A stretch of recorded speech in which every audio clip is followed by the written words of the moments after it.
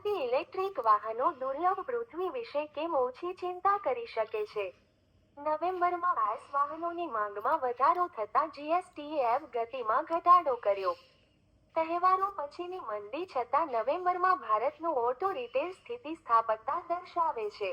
Bharat બેન્ઝે intercity route માટે 19.5 ton heavy duty બસ launch કરી.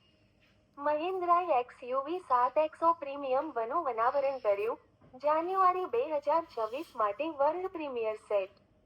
એઆઈએમસીએમએમ probes માટે મેટ્રોલોજી ગ્રેડ નીલમ ઘટકોનું ઉત્પાદન કરે છે.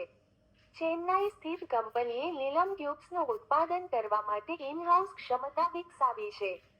હોન્ડાના પ્રભુ નાગરાજ અને ટાટા ગ્રીન બેટરીના ભૂતપૂર્વ સીઈઓ રામ શંકર પાંડે નેતૃત્વ પદમાં જોડાયા.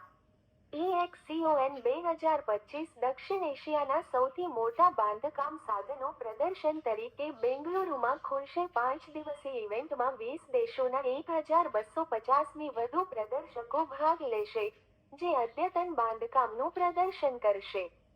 એએસડીસીએ કૌશલ્ય પહેલનું નેતૃત્વ કરવા માટે વાઇસ ચેરપર્સન અને ટ્રેઝરરની નિમણૂક કરી.